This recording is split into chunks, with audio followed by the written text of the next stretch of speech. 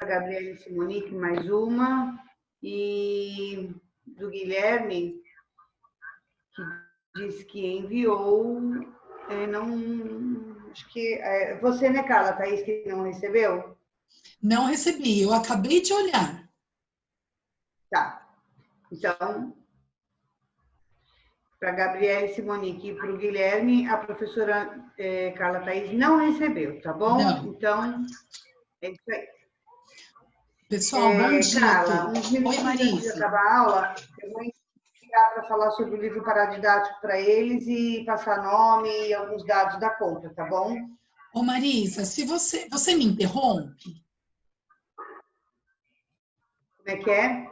Você me interrompe, porque senão eu não paro de falar. Eu esqueço o horário. Eu interrompo. Tá? Obrigada, me interrompe. Obrigada. Pessoal, bom dia a todos. Preste atenção, eu vou colocar novamente o meu e-mail lá no grupo, porque eu não recebi as atividades do pessoal que teria que me mandar, tá bom? Acabei de olhar e eu não recebi. Atividade, pronto. Não, é só para algumas atividades para alguns alunos, tá bom? Alguns pontuais aí. Que ficou de... Que tem que complementar não. Projeção no primeiro bimestre? Isso. Ah, tá. Tá? Pessoal, então vamos lá. Olha, hoje nós vamos começar a ver um conteúdo. Eu acho que eu não separei o livro, só um minutinho aqui. Peraí, tem que espelhar. Nós vamos começar a ver, eu gosto de mostrar primeiramente onde nós estamos aqui no livro. Então, só um minuto. Aqui, eu tinha separado, eu acho que eu fechei livros. Cadê o livro? Livros de trabalho. Só um minutinho, gente. Deixa eu descer aqui abaixo.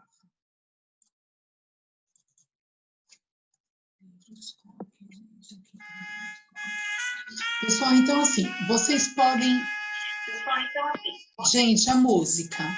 Vocês podem pegar agora o grupo 5, né? Que foi o que nós começamos. Nós estamos começando, na verdade. Então, olha lá. Deixa eu fechar aqui os participantes.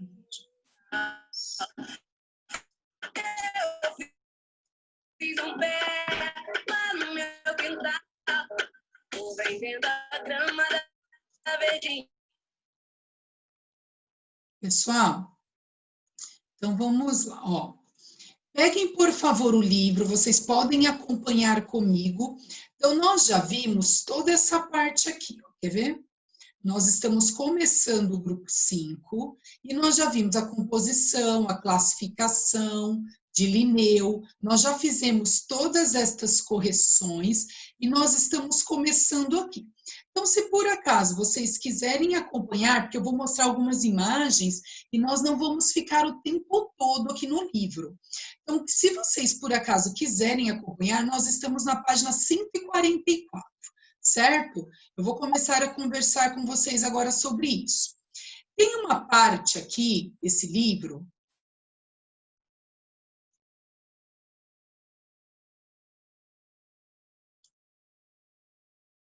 tem uma parte aqui do livro, gente, que agora eu consegui fechar, tá? Agora tá tudo certinho, sem gracinhas na aula, né?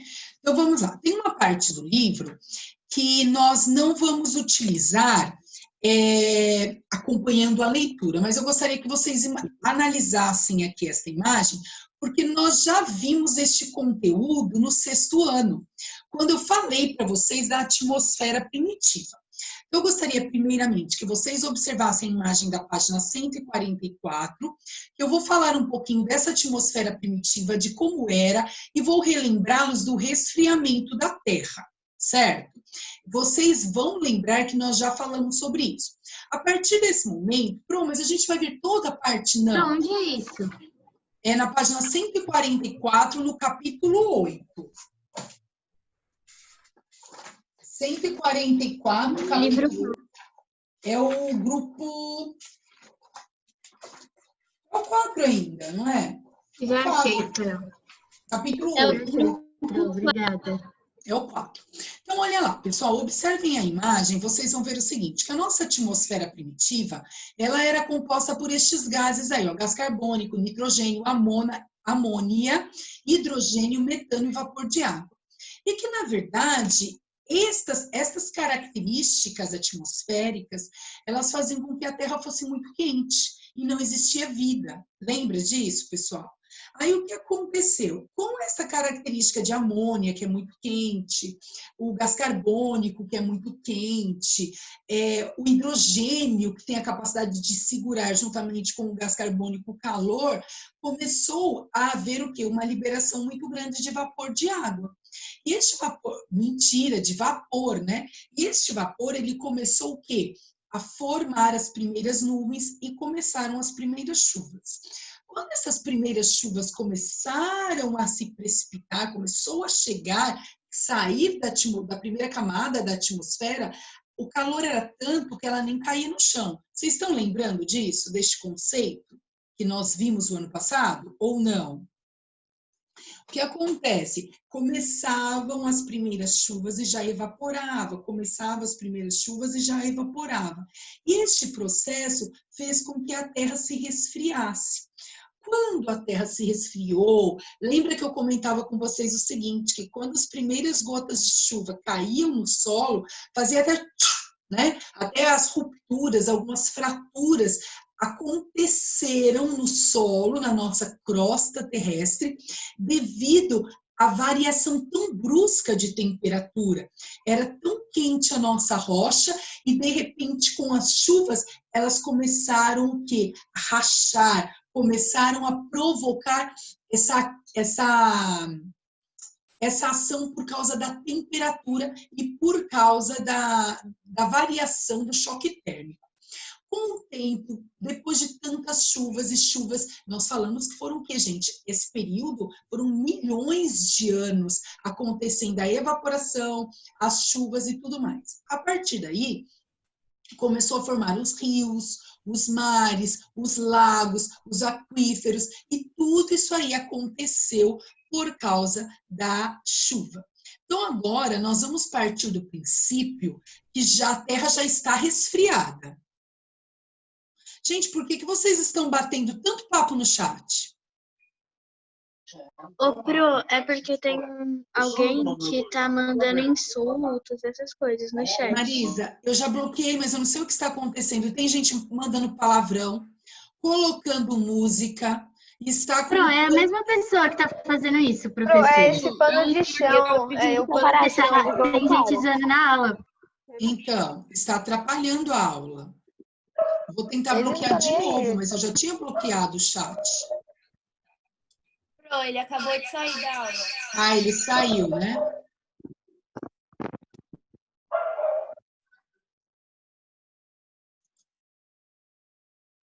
Vamos ver se agora vocês... Olha lá, já estava somente o anfitrião que poderia permitir a conversa. Está batendo papo aqui. Mas agora ele saiu. Se ele voltar, vocês me falam, porque não tem condições de atrapalhar a aula assim. Afim, não assiste, né, gente? Eu acho que ele conseguiu ideia em algum lugar, sei lá o que aconteceu, e aí ele estava causando a aula. Eu não acredito que seja da sala. Não é possível. Eu acho que não é um aluno. Também acho que não.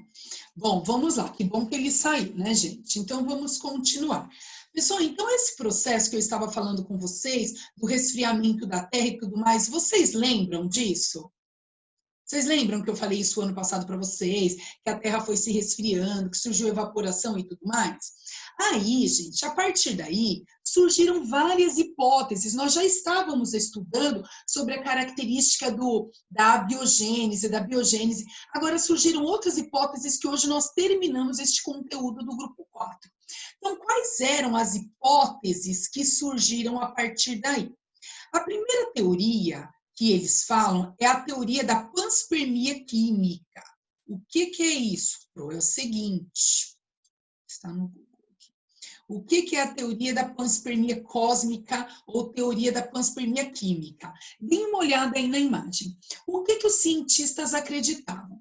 Pessoal, como alguns meteoritos caíram na Terra, alguns meteoritos chegaram à Terra, e todas as vezes que eles analisam um meteorito, eles observam que, eles analisam do que é feito o meteorito, eles perceberam que alguns materiais que formavam os meteoritos eram materiais que existiam no nosso corpo, algumas moléculas orgânicas.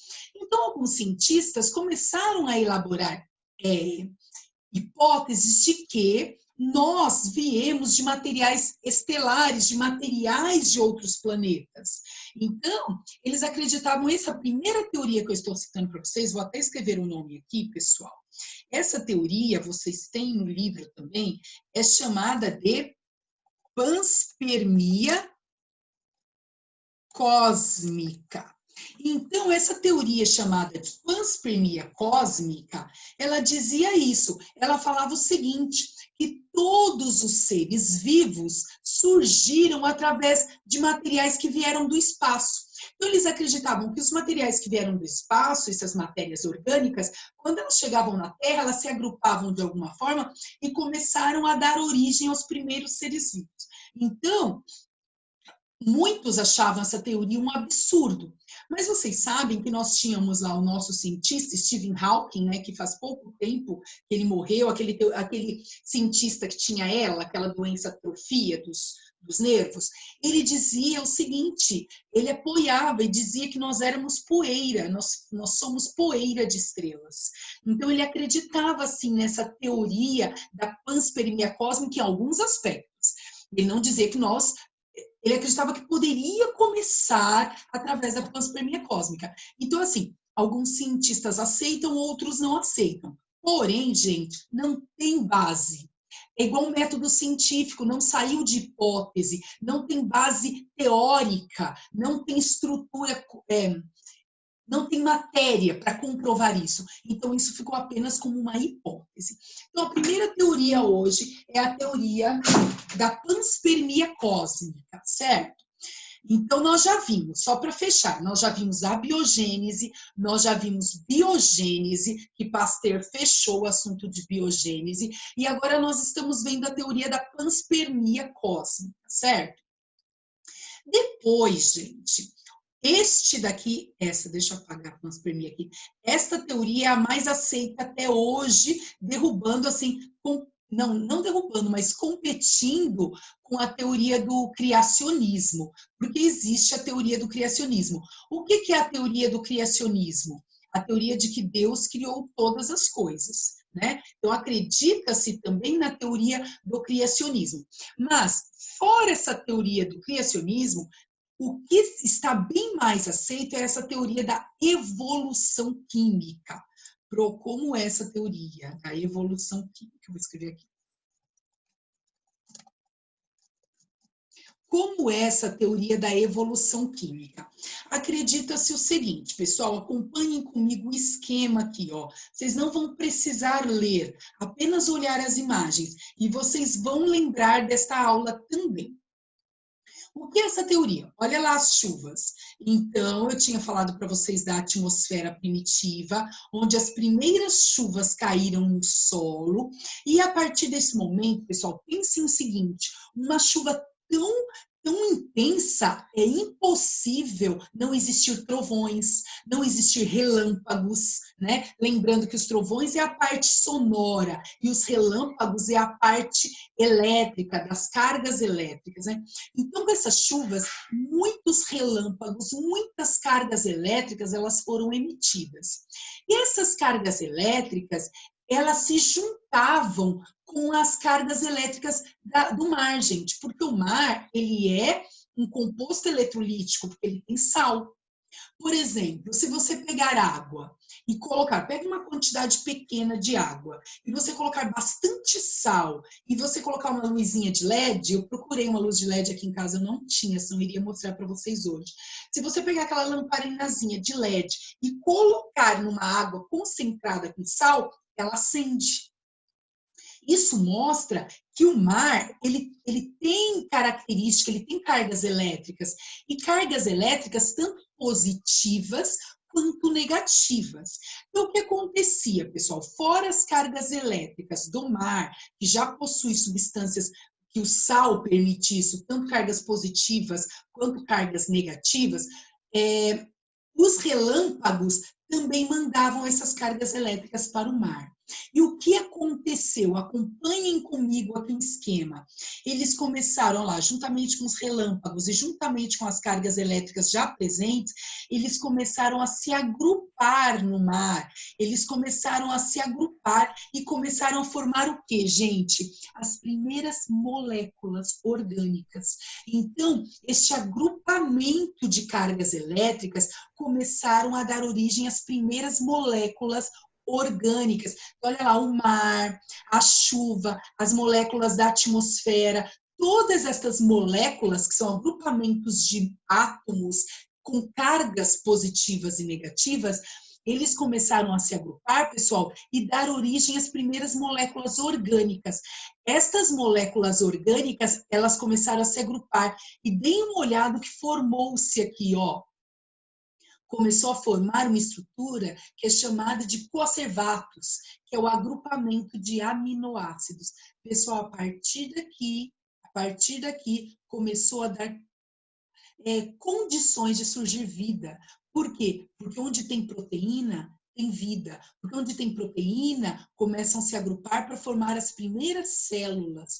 Então, quando essas moléculas se agruparam, deram origem aos primeiros aminoácidos, que são proteínas, que foram se agrupando e deram origem aos primeiros coacervados, e estes coacervados, eles formaram as primeiras organelas citoplasmáticas para formar as primeiras células. Na verdade, acredita-se nessa teoria de evolução química que os primeiros seres vivos que surgiram no mar, primeiramente foi no mar, né? No ambiente aquático. Então, esses primeiros seres vivos que surgiram eram bactérias, porque as bactérias elas são unicelulares e as bactérias são procariontes, ou seja, totalmente primitivas. Então, estas bactérias foram as primeiras que surgiram no mar. Certo, gente? Alguma dúvida? O bonitinho voltou. Então, Marisa, na verdade, eu só percebi esse bate-papo quando eu vi que foi lotando o chat.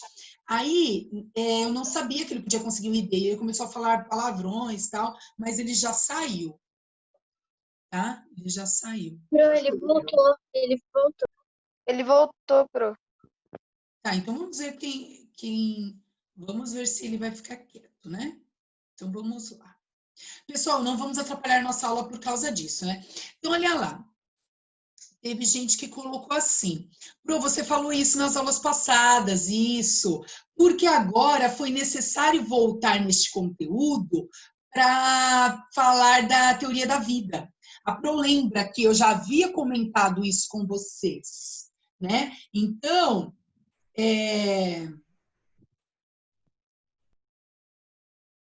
só um minutinho, gente.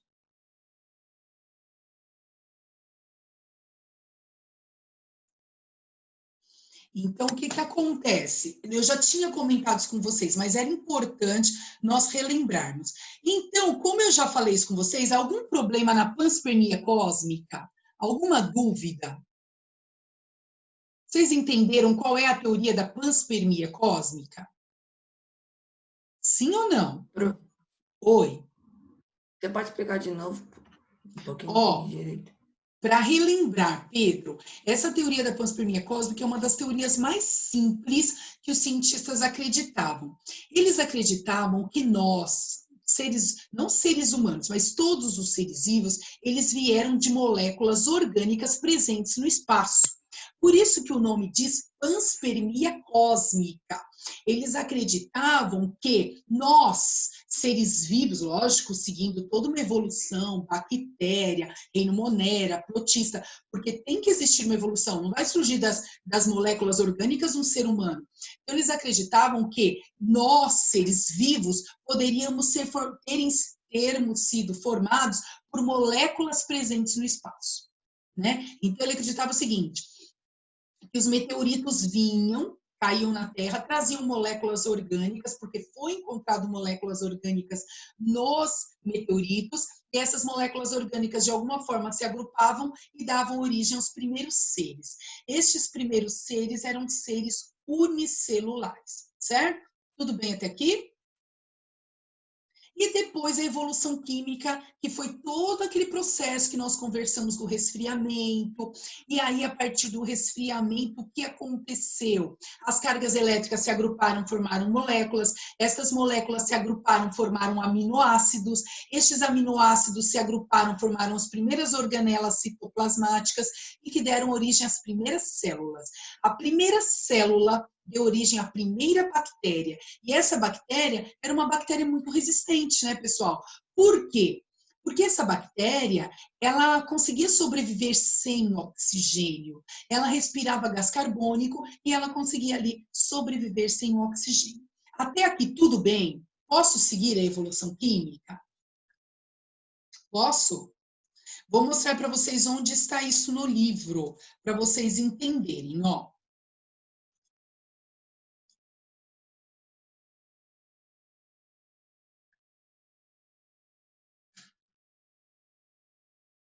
Tá, gente, eu já estou resolvendo isso. Olha lá, pessoal. Então, foi o que eu falei para vocês. Olha lá. Toda a parte dos vulcões, a biogênese e biogênese que nós já vimos, experimentos de Needham e de Spallanzani, certo? E nós já falamos sobre a Pasteur, né? E aqui, ó, panspermia. Quem quiser grifar aí, ó, a hipótese da panspermia, que seria o primeiro ser vivo, página 150, teria sido trazido por um corpo celeste ao planeta Terra. Deem uma olhada aí, ó.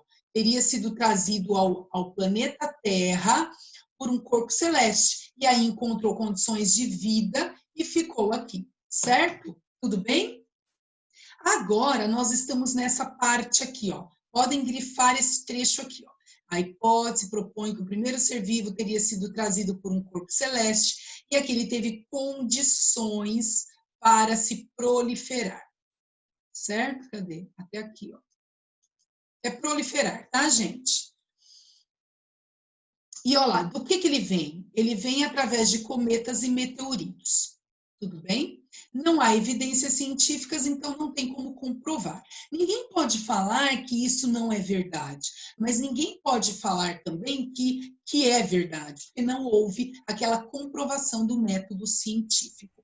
E essa teoria da evolução química, vocês também podem grifar que moléculas simples para moléculas complexas, olha lá, como os aminoácidos que foram se ligando e formando os primeiros seres vivos, certo?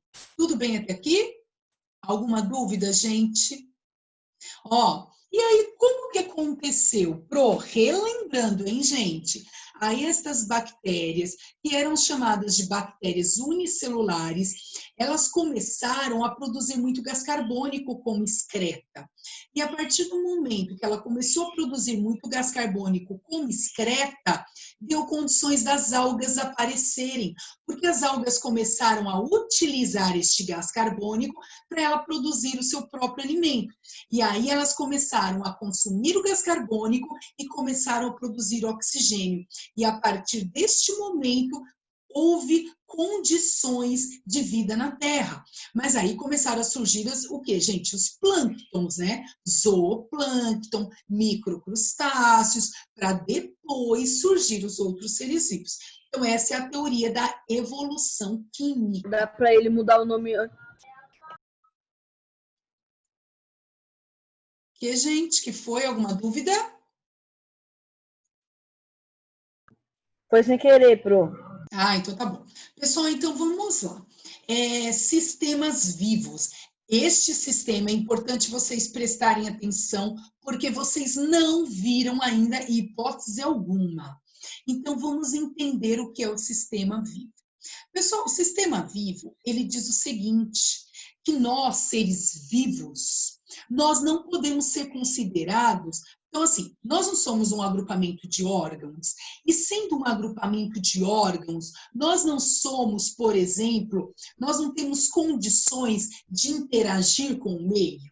Então, nós interagimos com o meio e nós temos aí um conjunto de sistemas.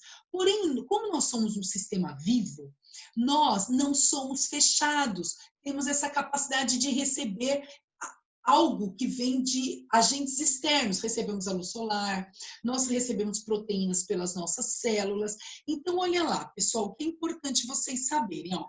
Os seres vivos constituem sistemas termodinâmicos abertos, ou seja, nós temos condições de receber nutrientes, energia, substâncias, fatores abióticos pelos nossos sistemas. Então, nós somos considerados sistemas abertos. E outra característica nossa, não estou falando só do ser humano, mas eu estou falando de todos os seres vivos.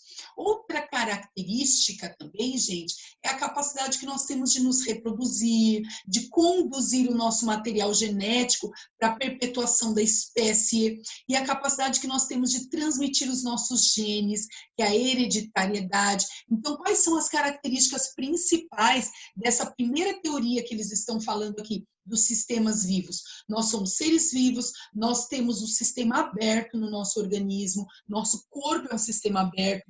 Por quê? Porque nós podemos receber luz do sol, energia, substâncias, proteínas pelas nossas células, e isso acaba o quê? Nutrindo e trazendo e complementando a estrutura do nosso corpo.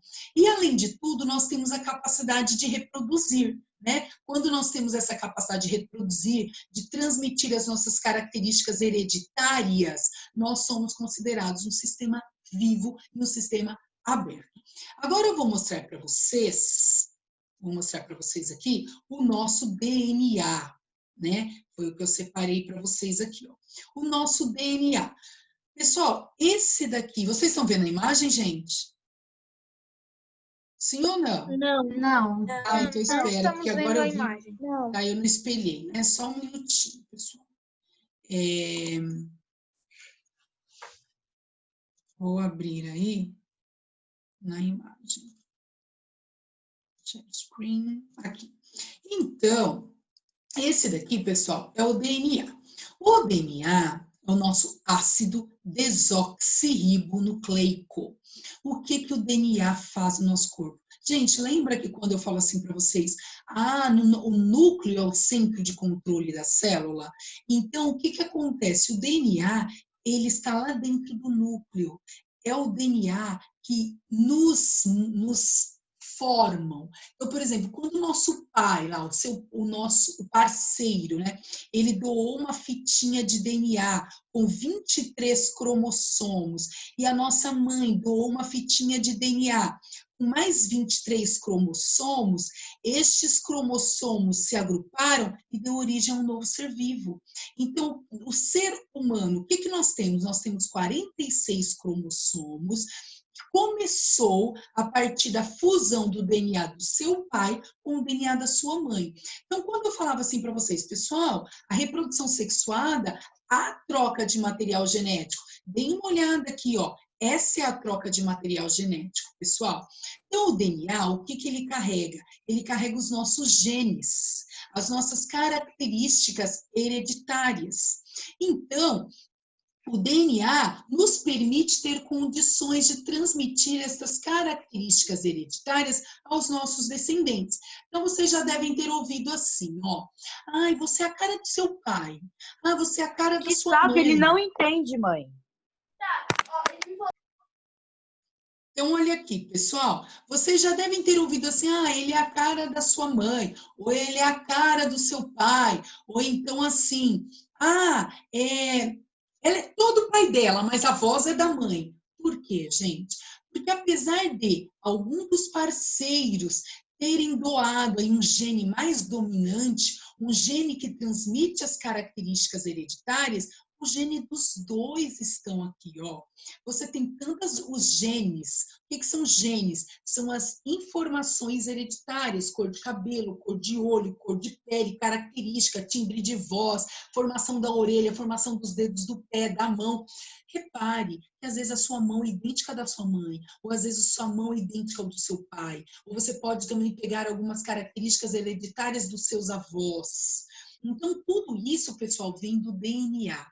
É isso que eu queria que vocês entendessem. Então, o DNA, ele é formado por bases nitrogenadas. Pessoal, olha aqui, gente. o que eu estou explicando para vocês hoje é muito importante. Eu gostaria que vocês prestassem bastante atenção, porque a Pro precisa que vocês entendam o que é o DNA, que eu já vou passar para o RNA, certo? Então, prestem bastante atenção. Então, olha lá, pessoal, como que o DNA se liga? Ele se liga a outro DNA, outra fita de DNA, através de bases chamadas de bases nitrogenadas, ou proteínas, vamos dizer assim. Então, quais são essas bases? Adenina, guanina, citosina e timina. E como este DNA, gente, ele se liga? Ele se liga assim, ó. Sempre vai ser assim. Só um minutinho. O DNA, ele sempre se liga assim, ó. A adenina, ela sempre vai se ligar com a timina, e a citosina, ela sempre vai se ligar com a guanina. Então, você já vê aqui, ó.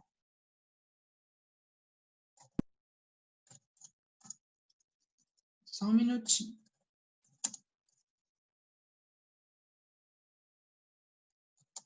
Ó, a adenina se liga com a timina.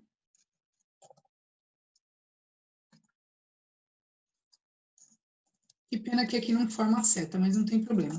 E a citosina se liga com a guanina.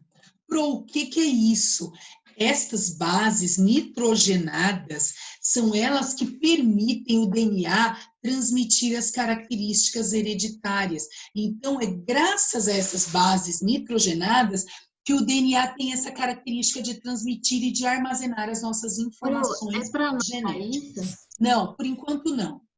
Depois vocês vão ter um momento para isso.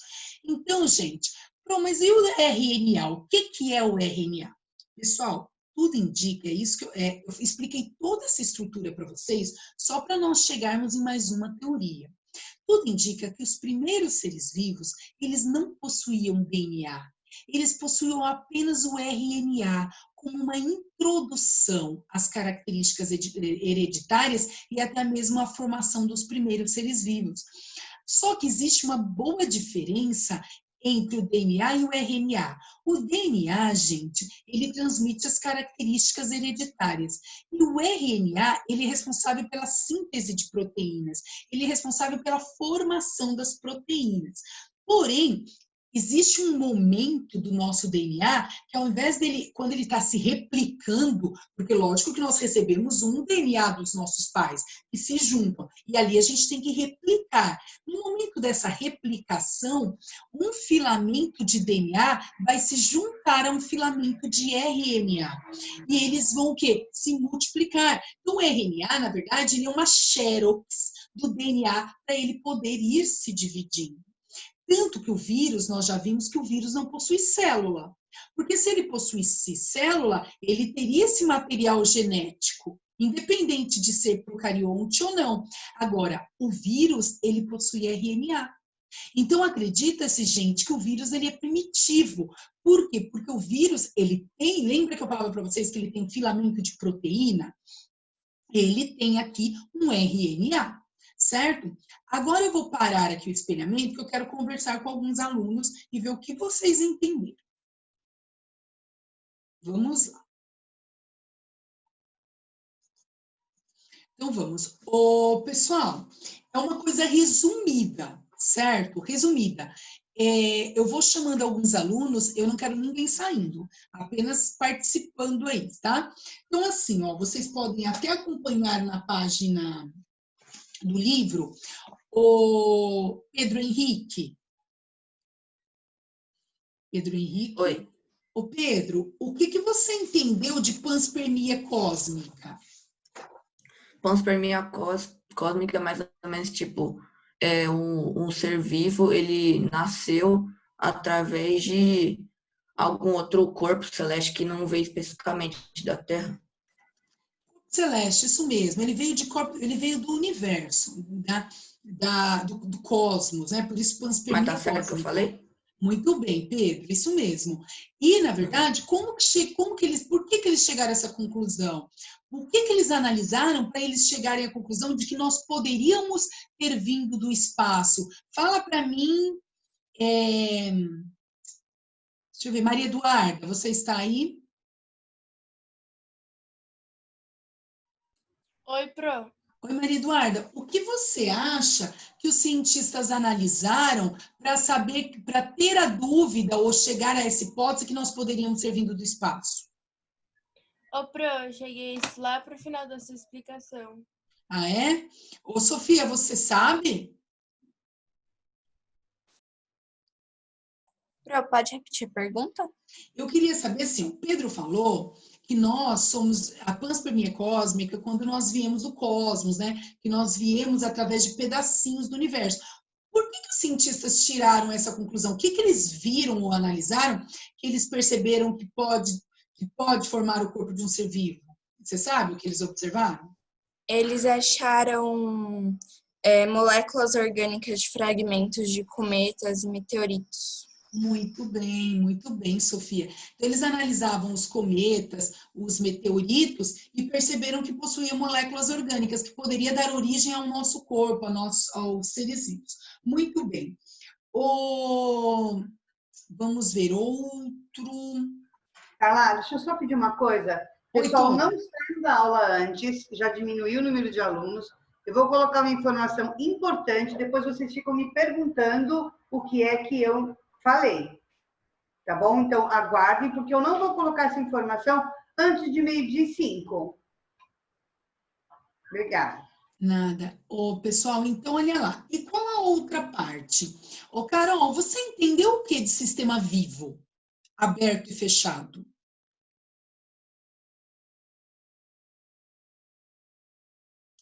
Carol?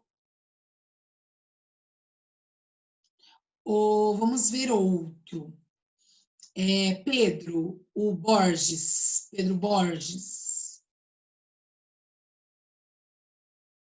Muitos alunos apenas nada presente, né? Vamos lá, Sara. O Pedro. Então deixa, Pedro, porque tem que escrever muita coisa, tá bom? Tudo bem. Enzo. Helena. Não, pode repetir a pergunta? Eu queria saber o que você entendeu de sistema vivo. Por que nós somos um sistema aberto?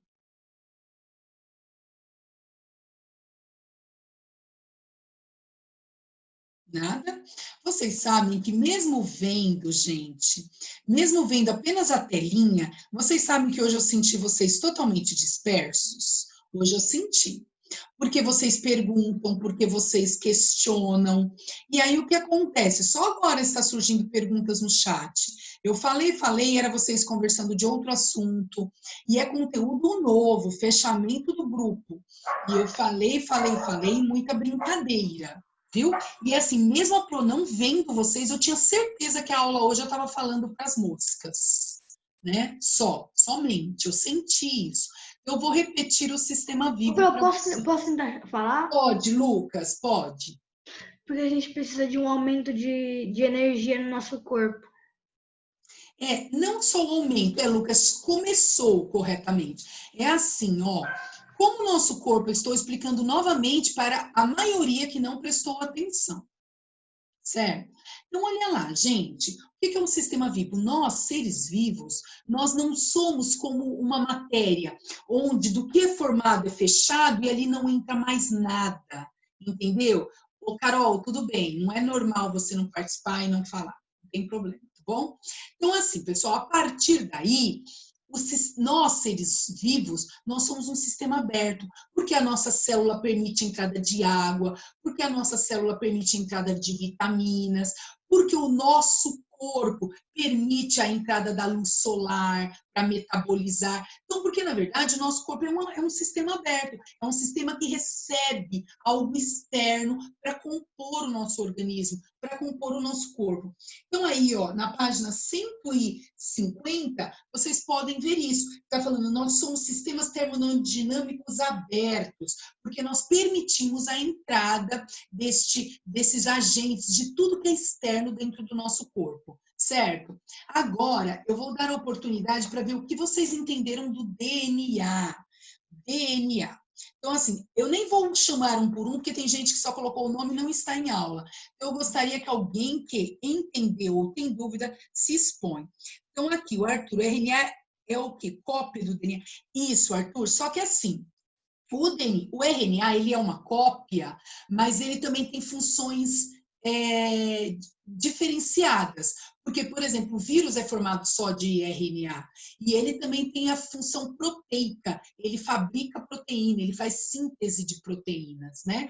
Então, vamos lá. Quem entendeu, não tem problema errar, gente. Eu só quero saber quem entendeu o que é o DNA. Pode, Lucas?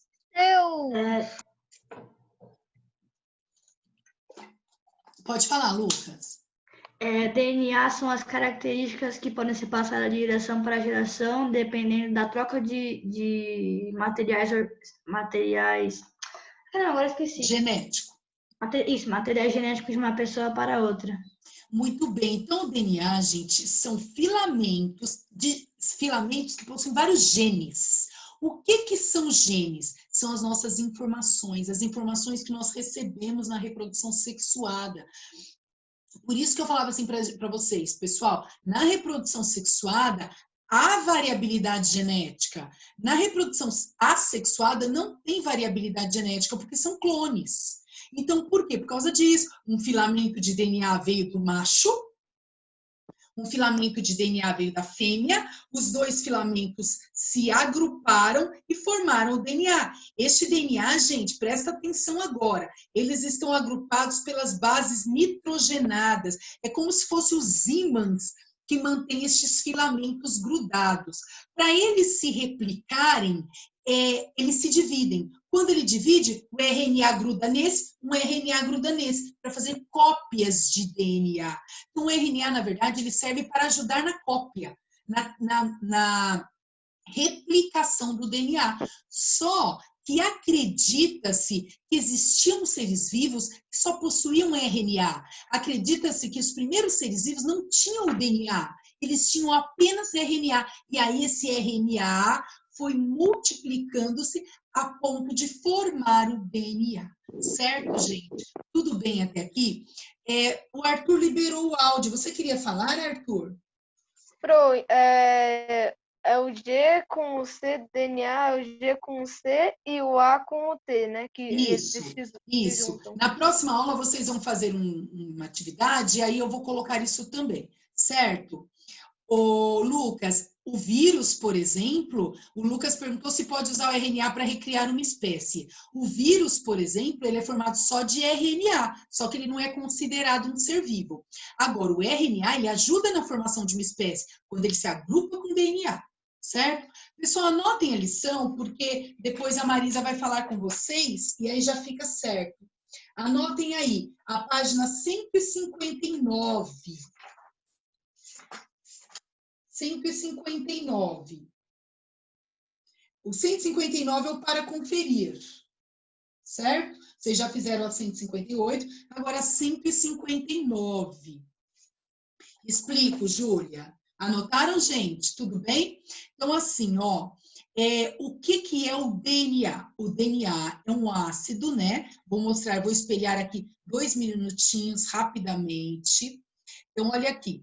O DNA é o ácido desoxirribonucleico que transmite as nossas características hereditárias. Na reprodução, o macho doa um filamento com seus genes e a fêmea doa um filamento com seus genes. Estes genes se agrupam e formam vocês. Formamos os seres vivos. Acredita-se que seu DNA nunca é igual ao DNA de ninguém, a não ser que você seja... você tem um irmão gêmeo, univitelino, aquele idêntico. Aí vocês possuem o mesmo DNA. Caso contrário, você não tem o DNA do seu pai, da sua mãe, de ninguém. Gêmeos, aqueles gêmeos bivitelinos ou fraternos não possuem o mesmo DNA. O RNA ele é uma cópia, ele se agrupa a um filamento de RNA para ajudar na replicação. O RNA, ele sozinho não forma um ser vivo, com exceção do vírus. O vírus, na verdade, ele tem o RNA. Por quê? Porque ele tem apenas um filamento de proteína. Por isso que o vírus não é considerado um ser vivo. Pessoal, o que une um filamento de DNA a outro? essas bases nitrogenadas, que elas agem como ímã. Então, elas grudam um DNA, um filamento de DNA no outro. Um filamento formando DNA, na verdade. Gruda um filamento no outro, que é adenina, guanina, citosina e timina. Na próxima aula, a gente volta para falar mais um pouquinho do DNA, certo? Porque eu sei que a Marisa precisa falar com vocês, eu volto nesse assunto depois. Marisa, se você quiser falar, pode falar. Carla, é assim, ó, eu estou enviando uma informação bem longa para eles aqui no chat, com todos os dados sobre o livro Paradidática, de entrega, o horário e tudo mais, tá? De qualquer forma, então eu preciso que eles anotem essas informações todas, porém, eu vou colocar também lá no portal em comunicados, porque lá, inclusive, eu vou colocar como que vocês foram para entregar o comprovante do pagamento, tá bom? Mas eu queria esses minutinhos para eles poderem ler a informação.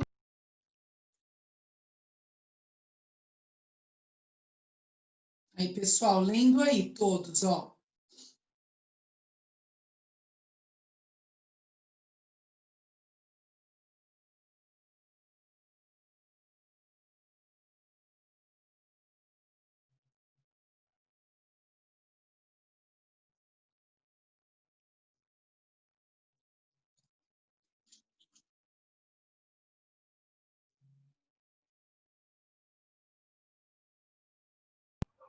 Oi, Carla, vocês ouviram a Oi. minha mensagem? Sim, a sua mensagem chegou. Tá. Então, assim, ó, só mais uma coisinha. Com relação a essa pessoa que entrou aí na sala de aula, Isso. assim, só entra uma pessoa estranha na sala de aula se ele recebeu o ID de algum aluno, tá bom? Então, é o seguinte, porque o colégio paga por essa plataforma, então não tem como ser invadido. Mas eu já vou conversar agora à tarde com o pessoal do TI, para eles fazerem um levantamento, para ver como que dá para descobrir quem é essa pessoa, o ID dessa pessoa, do computador dela, enfim, para ver se é algum aluno, alguma coisa nesse sentido, tá? Que a gente nunca teve esse problema com o 7º ano, eu não sei por que isso agora, né?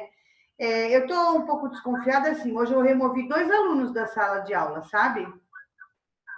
Um porque estava PP no nome dele, e eu falei para ele que eu não sabia quem era, não tenho obrigação de saber, entendeu? E o outro porque estava só um P, né? Então, assim, toda vez que tiver alguma coisa, eu vou avisar. Se o aluno não mudar o nome dele, eu vou remover da sala de aula, porque eu não tenho como ter certeza se é aluno ou não, tá bom? Obrigada, viu? Ô Marisa, é nesse sábado que vai ser entregue? É nesse sábado, tá bom? Agora eu vou lá rapidinho dar esse recado no 6º ano, senão não dá tempo. Obrigada. Okay. Ô, pessoal, vocês leram aí o que a Marisa deixou?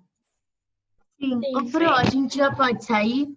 Espera só, não, ainda não. Faltam 2 minutos, aí eu vou aproveitar só para falar uma coisinha para vocês. Pessoal, vocês anotaram a lição, página 159, e deixa eu só concluir aqui, porque eu expliquei correndo por causa da Marisa, mas é um minutinho. Pessoal, o RNA, ele não surgiu apenas para ser a cópia. Daniela, você está mandando uns negócios estranhos aí, ó. Ele não surgiu apenas para ser a cópia. O RNA, ele tem uma parte importante na formação do ser vivo, que é a síntese de proteínas, a fabricação de proteínas. O problema não, a solução é que o RNA, quando ele se agrupa com o DNA, ele ajuda na replicação. Então, como assim?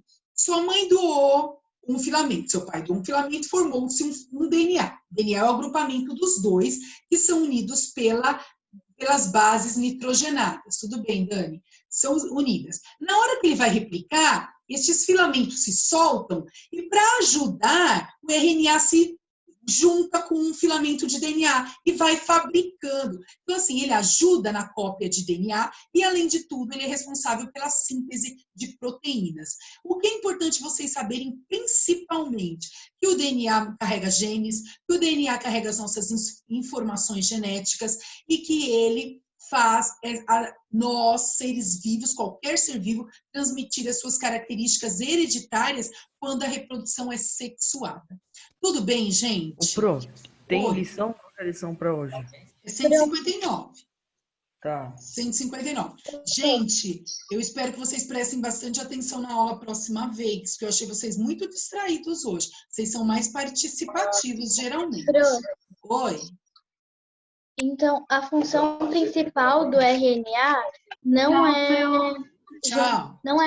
fazer a cópia, né? Não, é fabricar proteínas e colaborar na replicação. Tudo bem? Tá bom, entendi. Beijinho, gente. Tchau, tchau. Até a próxima.